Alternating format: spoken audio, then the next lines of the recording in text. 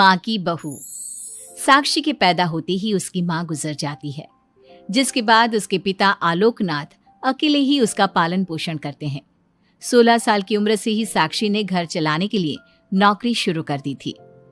बेटी से बढ़कर एक बेटे की तरह वो अपने पिता को कंधे से कंधा मिलाकर काम में हाथ बटाती रहती है। साक्षी, मेरे होते हुए तुझे नौकरी करने की कोई जरूरत नहीं है। तेरे हर शौक पूरे करने के लिए मैं अभी जिंदा हूँ। और आपकी शौक का क्या पापा? आपके भी तो कुछ शौक होंगे ना, मुझे वही सब पूरे करने हैं। मेरे शौक का क्या बेटा, मैं तो बूढ़ा हो चुका हूँ।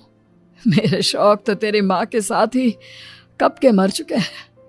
अब तो सिर्फ एक ही सपना है मेरा कि जल्दी से किसी अच्छे लड़के को देखकर तेरी शादी करा दूं। क्या पापा, आपकी हर बात मेरी शादी पर आकर ही क्यों अटक जाती है? अगर मैं चली गई तो आपका ख्याल कौन रखेगा?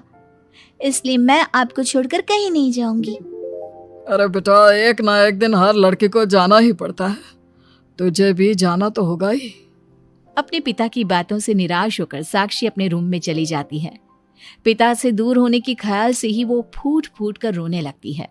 कुछ दिनों के बाद, आलोकनाथ जी, हमारी नजर में एक लड़का है। उसके पास बंगला, कार, सब कुछ है। सुना है करोड़पति लोग हैं वो। आप कहे तो आपकी बेटी के लिए बात करूं? अरे लेकिन हमारे इतने बड़े परिवार में अपनी बेटी ब्याहने की हैसियत नहीं है। उन सब की चिंता मत कीजिए। उन लोगों को दहेज वगैरह कुछ नहीं चाहिए। वो लोग तो सिर्फ अपने परिवार के लिए गुणी और संस्कारों से परिपूर्ण बहू चाहते हैं। अगर ऐसी बात है तो आप उन लोगों से मेरी बेटी के बारे में बात कीजिए। मेरी बेटी में वो सभी गुण हैं जो वो अपने परिवार की बहू के लिए चाहते हैं। इस तरह वो साक्षी का रिश्ता लेकर अर्जुन नाम के लड़की के परिवार के पास जाता है। साक्षी की फोटो देखकर लड़के वाले उसे झट से पसंद कर लेते हैं, जिसके बाद अर्जुन के परिवार वाले साक्षी को देखने उसके घर पहुंचते हैं। आलोकनाथ जी, हमें तो आपकी लड़की फोटो में ही पसंद आ गई, और फिर भाई साहब ने आपकी लड़की की तारीफ भी बहुत की है। अब तो बस आप हमें उससे मिलवा ही दीजिए। साक्षी बिटिया, बाहर आना तो। साक्षी। अपने पिता की आवाज सुनकर साक्षी तुरंत बाहर आ जाती है और एक एक करके सभी के पैर छूती है। आलोकनाथ जी, आपकी बेटी तो सच में बहुत गुणवान और संस्कारी लगती है। बिटिया, क्या क्या शौक है तुम्हारे? पापा, और अपनी ज़रूरतें पूरी करने के अलावा मेरे और कोई शौक नहीं है। आपने अपनी लड़की को सच में बहुत अच्छे संस्कार दिए हैं भाई साहब। इसे अपने घर की बहू बनाना तो हमारे लिए सौभाग्य की बात होगी। इस तरह सबकी राजी खुशी से अर्जुन और साक्षी की शादी भी हो जाती है। साक्षी की सास उसे एक माँ का भरपूर प्यार देती है और कभी उसे मायके की कमी महसूस नहीं होने देती। साक्षी बेटा, तू आराम कर।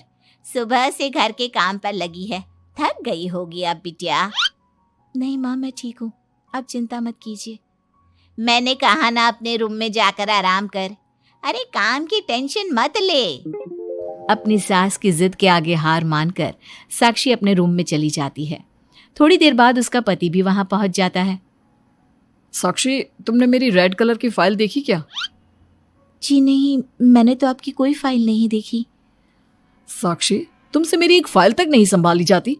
1000 बार बोला है तुमसे कि मेरे सामान को हाथ मत लगाया करो। मेरी सुनती ही कहाँ हो तुम? माँ ने बहुत सर पर चढ़ा रखा है तुम्हें।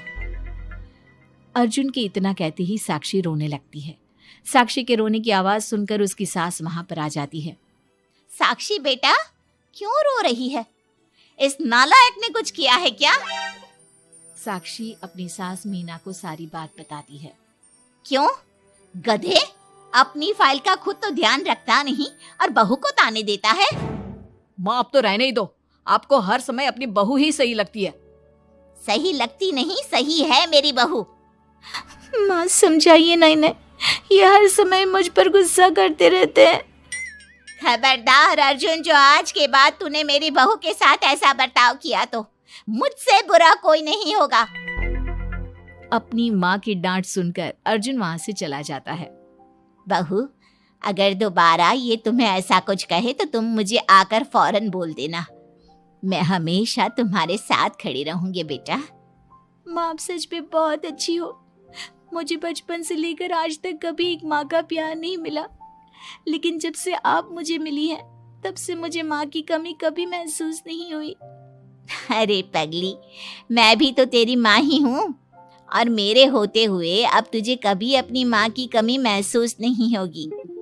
एक दिन, साक्षी, अब मैं तंग आ चुका हूँ तुमसे। भगवान के लिए मुझसे दूर रहा करो। अब मुझे ना चिढ़ होने लगी है तुमसे। अर्जुन, ये क्या तरीका है अपनी पत्नी से बात करने का? माँ प्लीज, आप रोज रोज इसकी पैरवी करने मत आया कीजिए। अरे क्या हुआ, सुबह सुबह तमाशा क्यों लगा रखा है? पापा, आपको पता है, इस साक्षी की वजह से मेरा लैपटॉप खराब हो गया है। ऑफिस का पूरा डाटा इसी में था, और देखिए ना, इसने उसमें चाय गिरा दी। अब मैं अपने बॉस को क्या जवाब दूंगा? माँ, मेरा यकीन कीजिए, मैंने जानबूझकर चाय नहीं गिराई। मैं तो इन्हें दे रही थी चाय, लेकिन इन्होंने ही ठीक से नहीं पकड़ी। अच्छा, तब इसमें भी मेरी ही गलती है। वाह साक्षी, वाह। अर्जुन, तू बहू पर इतना क्यों भड़क रहा है? अब जो हो गया सो हो गया। सुन लेना ऑफिस में थोड़ी सी डांट। अब अपनी बीवी के लिए इतना तो कर ही सकता है ना तू? मैं आपके लिए दूसरा लैपटॉप ले आऊंगी, आप परेशान मत होइए। कोई जरूरत नहीं है उसकी, मैं खुद ले लूंगा। मेहरबानी करके अब मेरे सामान से दूर रहना। इतना कहकर अर्जुन वहां से चला जाता है, जिसके बाद साक्षी फूट फूट कर रोने लगती है। चुप हो जा बेटा, उसकी बातों का बुरा मत माना कर। अरे वो तो पागल है। मीना के इतना कहते ही साक्षी उसे कसकर गले लगा लेती है। माँ, आप नहीं होती तो मेरा क्या होता? मैं बहुत भाग्यशाली हूँ जो भगवान ने मुझे सास के रूप में मेरी माँ लौटा दी है। बेटा, जीवन में ये सब चलता ही रहता है, ऐसी बातों को दिल पर नहीं लगाना चाहिए। चल अब अपने आंसू पोंछ और मेरे साथ काम में हाथ बटा। इतना बोलते ही मीना रसोई की तरफ चल देती है। साक्षी भी अपनी सास के पीछे चल देती है और सभी बातों को भूलते हुए खुशी खुशी काम पर लग जाती है। मन ही मन साक्षी अपनी सास को हर जन्म में अपनी माँ के रूप में मांगने के लिए भगवान से प्रार्थना करती रहती है। ऐसे ही दिन बीतते रहते हैं। मीना हर समय ढाल बनकर अपनी बहू के लिए खड़ी रहती। तभी एक दिन पड़ोसी, मीना, तूने अपने बेटे के लिए यह कैसी बहू चुनी है जिसकी माँ उसके पैदा होते ही गुजर गई? अरे ये तो कुलक्षणी है। ऐसो के घर का तो पानी भी नहीं पीना चाहिए, और तूने उस घर से लड़की चुन ली। ये सब फालतू बातें हैं, ऐसा कुछ नहीं होता। मीना, तूने उस बिन माँ की बहू को बहुत सर पर चढ़ा कर रखा है। अभी भी वक्त है, संभाल ले उसे। कहीं ऐसा ना हो कि तेरे हाथों से फिसल जाए तेरी बहू। ये तुम लोग क्या बोल रही हो? मेरी बहू बाकी बहू जैसी नहीं है, वो तो कोहिनूर से भी कीमती है मेरे लिए। हमारा काम था तुझे समझाना। बहू को कभी भी बेटे से बढ़कर प्यार नहीं देना चाहिए, वरना उन्हें बिगड़ते देर नहीं लगती। और यहाँ तो तेरी बहू बिन माँ के पली बड़ी है। न जाने उसके बाप ने कैसे संस्कार दिए होंगे उसे। चुप करो तुम लोग, मैं अच्छे से समझती हूँ तुम लोग मुझे मेरी बहू के खिलाफ भड़काना चाहते हो। देख मीना, हम तेरी सहेलियां हैं, तुझे भड़काकर हमें कुछ नहीं मिलने वाला, लेकिन बहू को इतना सर पर चढ़ाना ठीक नहीं। हमारा काम तो सिर्फ तुझे आगाह करने का था, बाकी मानना न मानना तेरी मर्जी। चल मीना, अब हम लोग चलते हैं, तू अपना ध्यान रखियो।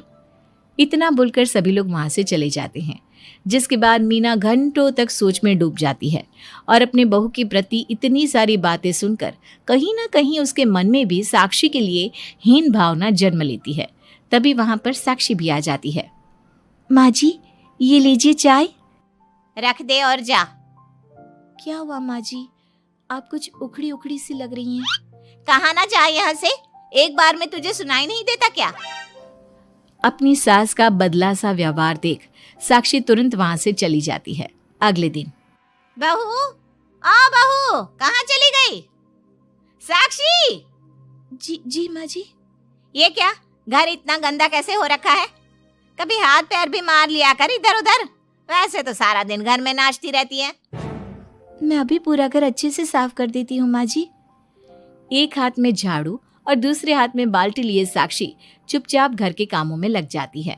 शाम में, साक्षी, ऑफिस में मेरी कल बहुत जरूरी मीटिंग है, मेरे कुछ कपड़े प्रेस कर दो, मुझे कल जल्दी निकलना है। जी अभी कर देती हूँ। साक्षी अर्जुन के कपड़े प्रेस कर ही रही होती है, तभी उसके ससुर उसे आवाज लगा देते हैं, जिस पर वो भागते हुए उनके पास जाती है। और थोड़ी देर बाद जब रूम में आती है तो वो देखती है कि अर्जुन के कपड़े बुरी तरह से जल चुके थे। मैंने कहा था ना तुमसे कि कल ऑफिस के मीटिंग में मुझे यही कपड़े पहनने हैं, उसके बाद भी तुमने मेरे कपड़े जला दिए। मुझे माफ कर दीजिए, मुझसे गलती हो गई। ये कोई छोटी मोटी गलती नहीं है, समझ में आ रहा है तुम्हें? शोर की आवाज सुनकर अभय और मीना भी वहां पहुंच जाते हैं। क्या हुआ, तुम दोनों लड़ क्यों रहे हो? पापा देखिए ना, इसने मेरी नई शर्ट जला दी जो मैं कल मीटिंग में पहनने वाला था।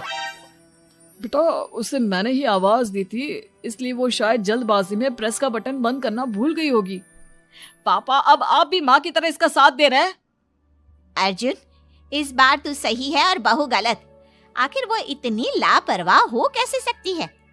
माँ जी प्लीज मुझे माफ कर दीजिए। अब तुम्हारी सजा ये है कि अभी और इसी वक्त तुम मेरे बेटे के लिए हूबहू ऐसी ही शर्ट ढूंढ कर ले आओ। जाओ। तुम्हारा दिमाग खराब हो गया है क्या? इस समय कहाँ जाएगी हमारी बहू? और अब तो सारी दुकानें भी बंद होने वाली होंगी। अगर दुकानें बंद हो भी गई होंगी तो उसे खुलवाकर मेरे बेटे के लिए शर्ट लेकर आओ। माँ रहने दीजिए, इन सब की कोई जरूरत नहीं है। पापा ठीक कह रहे हैं, इस समय कहाँ जाएगी ये? मैं कोई दूसरा शर्ट पहन लेता हूँ। मैंने जो कह दिया सो कह दिया। अब गलती इसने की है तो सुधारना भी इसे ही पड़ेगा। जाकर शर्ट लेकर आओ। मीना की बातें सुनकर साक्षी रोते हुए वहां से चली जाती है और रात के 10 बजे तक पति के लिए दुकानों पर जाकर कपड़े ढूंढती रहती है। थक हार कर करीब 12 बजे साक्षी कपड़े लेकर घर पहुंचती है। अर्जुन की ऑफिस के मीटिंग के लिए तुम्हें हूबहू वैसे ही कपड़े मिले या नहीं? ये रहे कपड़े मम्मी जी। साक्षी अपनी सास को कपड़े देकर जा ही रही थी कि मीना उसके हाथ में चोट देखती है। ये चोट कैसे लगी तुझे? पता नहीं, जल्दबाजी में शायद किसी चीज से लग गई होगी। इतनी बड़ी हो गई हो, अब अपना ध्यान रखना कब सीखोगी? आप तो जानती ही हैं माँ, मैं बिन माँ की पली बड़ी हूँ। माँ के ना होने के कारण मेरे सर पर इतनी जिम्मेदारियां थी जिन्हें निभाते निभाते मैं खुद का ख्याल रखना ही भूल गई। लेकिन आप जानती हैं माँ, मुझे अब भगवान से कोई गिले शिकवे नहीं है, क्योंकि भले ही उन्होंने मुझसे एक माँ छीनी है, लेकिन उन्होंने आपको मुझे दिया है और अब आप ही मेरी माँ हैं। इतना कहकर साक्षी माँ से चली जाती है। साक्षी की बातों को सुनकर मीना को भी अपने कहे और अपनी गलतियों पर पछतावा होने लगता है, इसलिए वो बिना खाए पिए ही सो जाती है। अगले दिन, माँ जी कल का सारा खाना तो ऐसे ही पड़ा है, आपने अच्छे से खाना नहीं खाया था क्या? मुझे भूख नहीं थी कल। साक्षी अपनी सास के दर्द को समझ जाती है और उसका हाथ पकड़ते हुए कहती है, चलिए माँ जी, मैंने आपके लिए आपकी फेवरेट छोले भटूरे बनाए हैं। आपने कल रात से कुछ नहीं खाया था ना, इसलिए सुबह उठते ही मैंने पहले आपके लिए खाना बनाया है। खाना तो तूने भी नहीं खाया होगा ना, चल जाकर पहले तू खा ले। माँ जी क्या हम साथ बैठकर खाना नहीं खा सकते प्लीज? बहुत दिन हो गए हैं। साक्षी के इस तरह बोलने से मीना का दिल पिघल जाता है और वो मान जाती है। साक्षी मीना के लिए खाना लगाती है, जिसका पहला निवाला मीना अपनी बहू को खिलाती है। मुझे माफ कर दे बेटा, मैं जानती हूँ पिछले कुछ दिनों से मैंने तुझे बहुत चोट पहुँचाई है, हो सके तो मुझे माफ कर देना। नहीं नहीं माँ जी, आपका पूरा हक है मुझे डांटने का। मुझे आपकी किसी भी बात का कभी बुरा नहीं लगा। अपनी सहेलियों की बातों में आकर मैंने अपने दिल में तेरे लिए नफरत पाल ली थी, लेकिन कल जब तुझे रोते बिलखते देखा तो मेरी ममता फिर से लौट आई। मुझे माफ कर दे बेटा, मैं एक अच्छी सास नहीं बन सकी। किसने कहा आपसे कि आप अच्छी सास नहीं हैं? आप तो वर्ल्ड की बेस्ट सास हो, और सच कहूं उससे भी बढ़कर बेस्ट बेस्ट बेस्ट बेस्ट मेरी माँ हो आप। इतना कहकर साक्षी अपनी सास को गले लगा लेती है और उसके बाद दोनों पहले की ही तरह हंसी खुशी साथ रहने लगते हैं। दोस्तों मेरे चैनल को जरूर सब्सक्राइब करें। आपका बहुत बहुत धन्यवाद।